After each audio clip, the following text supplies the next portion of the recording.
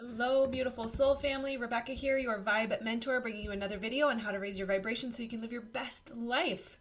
Let's talk today about rejection. So, rejection can be very, very difficult, especially if you are in this community, because you are likely drawn to me through either the dark night of the soul, complex trauma, or a desire to step into your life purpose, all of which is deeply connected to and triggered by rejection. That if you grew up feeling unsafe, unseen, unheard, uncared for, or unloved for an extended period of time, either in your childhood or in a toxic relationship, you developed something called complex trauma. The fear of rejection, the fear, the pain that can be caused by someone seeing you as not enough is deeply, deeply triggering and will cause us to shrink, to play small, to hide, to wear a mask, to be inauthentic, to overgive, to people please, to self abandon.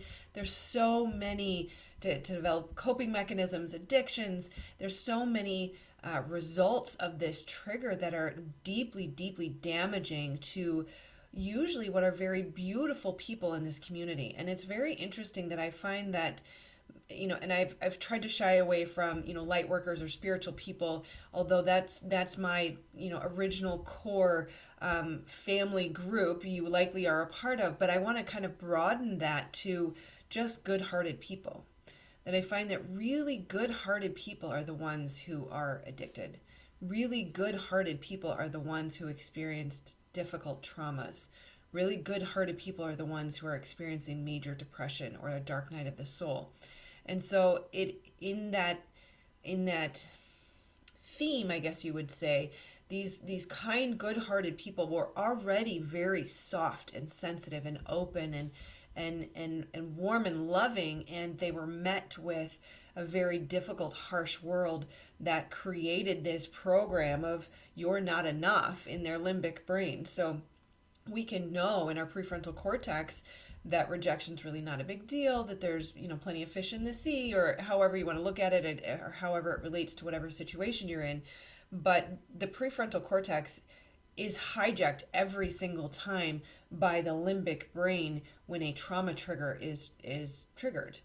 So when they say, if you've experienced trauma, let's say you were in the war, a flashback or a flashback would look like a visual, or seeing something that reminds, if you see something out here that reminds you of something that happened there, then you'll then see that image. But as having experienced complex trauma, essentially feeling unsafe for an extended period of time, we experience somatic flashbacks. Our body freaks out and says, that's not safe, don't go there, right? And so that rejection can really trigger a massive somatic response in the body that says, this is not safe, go run and hide, whatever your fight, flight, fawn preferred mechanism happens to be. Freeze works in there too, but there's a progression of it. Usually you either run or fight first, and then if that doesn't work, then we fawn and freeze. So when you experience that system shutdown, that overwhelm, the overwhelming anxiety, the social anxiety, I cannot go out there, I cannot put myself out there, I cannot make a video, I cannot make a post, I cannot take a picture of myself and put it online. It's just too much. It is too much because we have trauma in the body.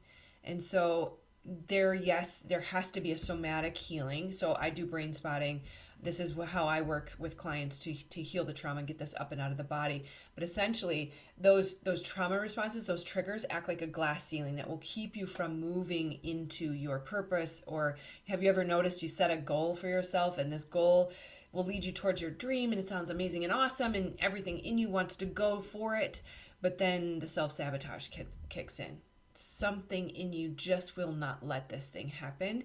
That's the trauma that is stuck in the body. So brain spotting has to be part of the healing process to get the trauma up and out of the body. You can use EMDR, which is another somatic healing modality, but we're kind of putting that on the shelf today. I have plenty of other videos on that. Today I want to talk more about the reframe of rejection. Rejection is protection. So if we can think about it that way, we can see rejection as protection. we can think about, well, you know, if I I don't know, I wanted to go to the bank, but someone cut me off, and therefore I missed the cutoff. I was late, and I guess that's not really rejection, but that is protection because maybe you weren't on the road when a car accident would have happened or something of that nature.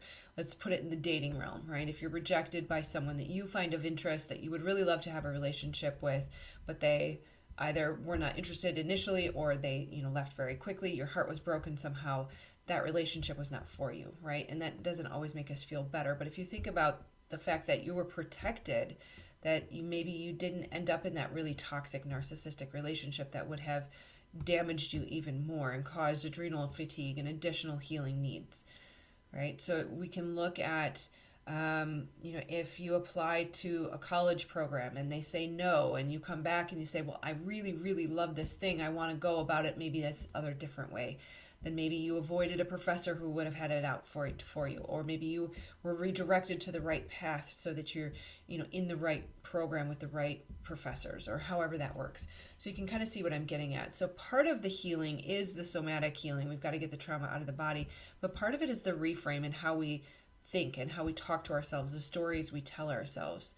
So instead of, and another big piece of this is, I guess I'll finish my sentence, instead of allowing that to take us down and take us down the rabbit hole of self-deprecation and all of the abusive language that the little trauma voice will subject you to, we can look at it in a new light and choose a new perspective. So we as light workers, we as spiritual beings, we as kind-hearted, good people, there is something special. There's something unique. And as we shine our light, as we heal our traumas, our wounds, that allows us to step more fully into our authenticity, into who we were designed to be, who we were made to be, instead of who the world turned us into, we shine very brightly. I love that the sun is getting brighter and brighter as I say this. We shine very brightly, and when there's a bright light, it casts a shadow. Right? And so people don't want to be in the shadow. They don't like that you're shining so bright because that reminds me how I'm not and how I could be.